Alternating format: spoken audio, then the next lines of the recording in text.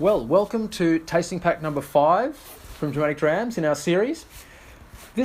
For this pack, we are focusing on the influence of sherry maturation in whiskey, specifically Olor-O-So sherry. There'll be a little bit of other types of sherry and other casks, but Olor-O-So will be the dominant expression that we're looking for in all these 5. You can probably see on the camera there that they're a lot darker than we've had in some of our other whiskies. Anything finished in purely a bourbon cask will be quite light, and the sherry barrel is where that beautiful colour comes from. As I think we've said before, barrels are 100% of the colour that affects the new make spirit, and as you can see from sherry, it's a deep red. Sherries are very varied, quite a lot like whiskey, and the casks available to distillers are also varied. They range from Fino, being the drier and lighter flavoured sherry, all the way through to Pedro Jimenez or PX sherry, which is sweeter and syrupy. The emphasis on this pack is Oloroso, which falls somewhere in the middle.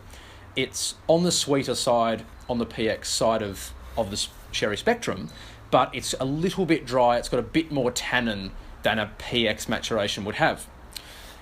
Straight into the first whiskey, we've chosen Glendronach. It's called the Original. It's 12 years old. The reason we've included it is that it is one of the quintessential distilleries that loves to use sherry casks.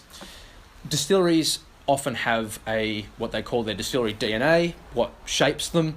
Glendronach and Glenfarclas, which we used in an earlier pack, have been using predominantly sherry cask finish for a long time. This one will be a little different from the rest because it's PX and Oloroso matured, so it's been in a few different casks. But it's a good primer for what we'll get in the others.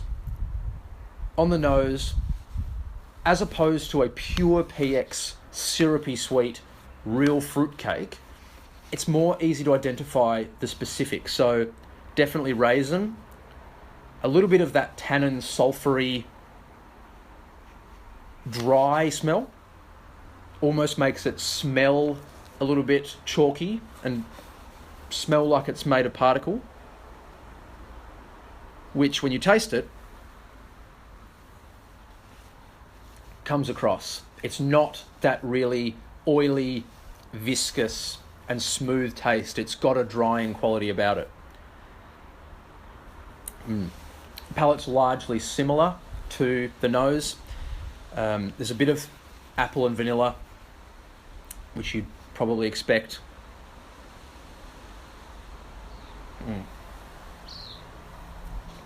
Some light underlying red fruits, but more of the dried kind. Dried currants. Really nice dram.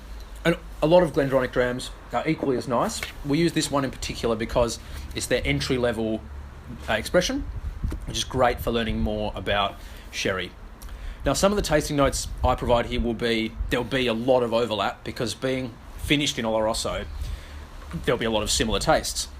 And in fact, sherry is such a dominant flavour, or it imparts such a dominant flavour onto whiskey, that usually what you'll find is that distilleries that want to use sherry don't go for full sherry maturation. They mature in bourbon, a little bit lighter, gives some of those mellow, lighter fruits and caramel notes, and then they'll finish it in a sherry barrel for far less time, and that will impart all the quality they need. They don't need it full maturation.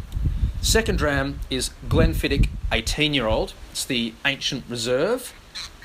One of the best known names in the whiskey world, Glenfiddich. It'd be one of probably the most now widely exported single malts. It was certainly one of the first single malts to ever be exported out of Scotland.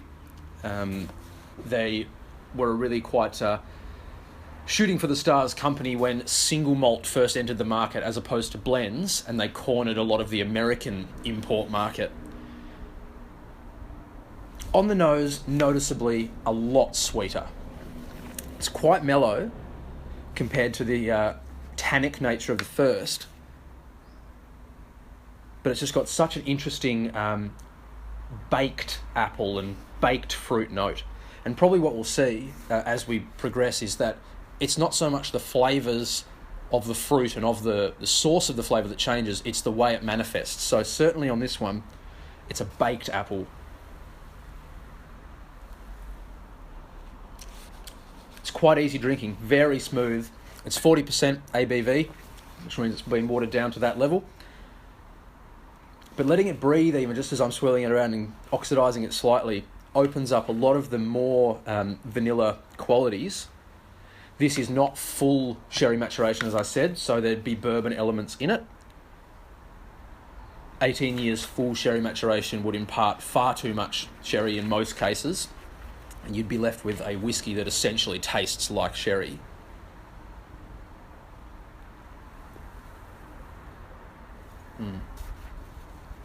A really nice, smooth, easy drinking whiskey. One of the better in the Glenfiddich range.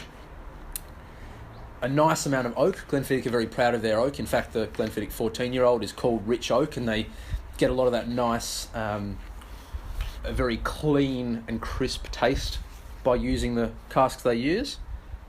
But the Olor-O-So in this imparts that very nice sultana, red fruits, but in a more sort of bread and butter pudding way. Moving along to our first cask strength of the pack, the Glenlivet Nadura. Nadura is Gaelic for natural, which is a reference to the fact that it's cask strength and non-chill filtered. This is an Oloroso maturation. So if you want to know what Oloroso does to whiskey without any influence of bourbon cask or with very minimal other variables, this is a great one to try. The reason we wouldn't start on this is because, given the ABV, it's very overpowering if you were to have it before a 40% looking for more subtle flavours. Very nice on the nose, but it's that change of the way that flavours manifest. We've moved from the baked into a far more dried, an intensely dried fruit flavour, but the same elements are there: raisins, a little bit of cherry, and that aniseed quality, that licorice quality that was actually present in the Glenfiddich as well, is definitely here as well.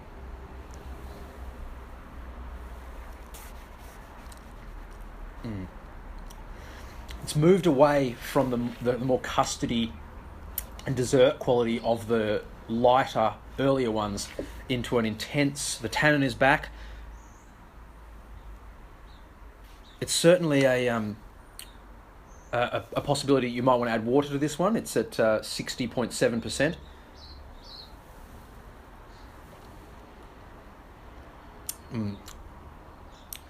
But it gets such a nice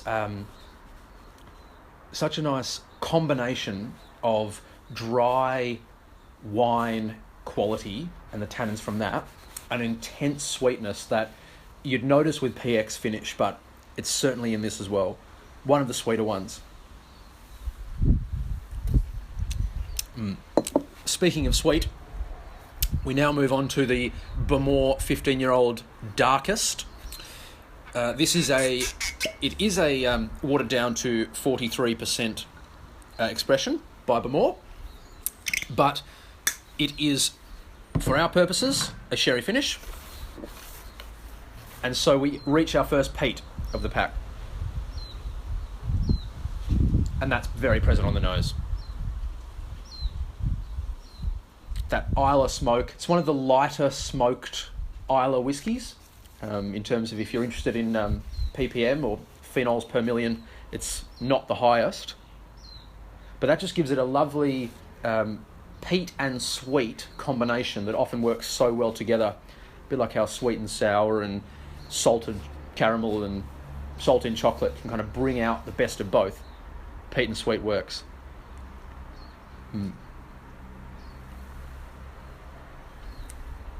On the nose, very, very similar, except that the peat is there. Raisins again. Red currant. A very good dram. Bamor have a expression called the Lamering, which is essentially their 15-year-old Darkest, which we have here, but bottled at cask strength. If you can find a bottle of it, it's phenomenal. If you're prepared to pay for it, buy one.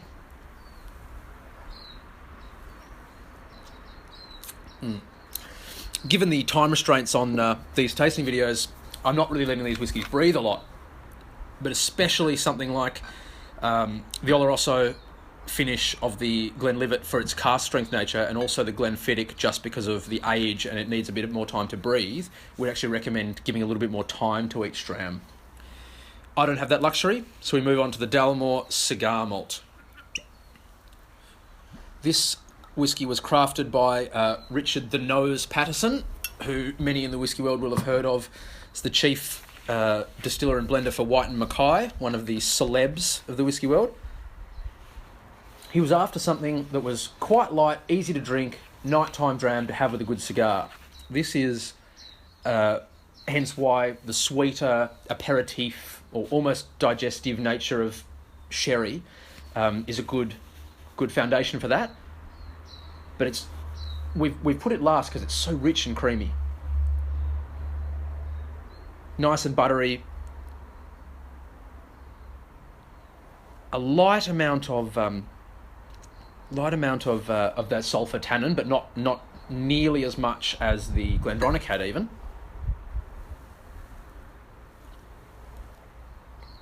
And it's just that little bit smokier, not a peat, but just that slight sulphur that will absolutely complement, as he was intending, a cigar. If you're curious, it was the Partagas Series D number 4 that he was thinking of and smoking when he was formulating the whiskey. So if you can source one of them and have it side by side, we'd recommend it. It would complement because it's not too smoky in its own right, as an Isla peat may be. But combined, we can see what he's going for. A little bit of a citrus zest, but the main difference here is the consistency. It's much oilier, much, well, in my opinion, nicer mouthfeel, but it's still only 44%, so it doesn't have that cask strength viscosity. Sure, Mr. Patterson was going for an easy dram, not the big belters that cask strength often is.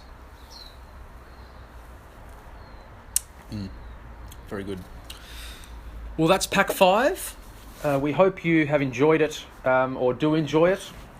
The colour is spectacular. A lot of whiskey websites try to pick the colour and define it as something.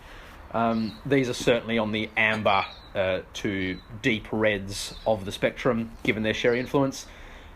We hope that Olor-O-So sherries have made you more curious to try other Olor-O-So finishes, or even full Olor-O-So maturations. But until next time, when we showcase something new, Slanja.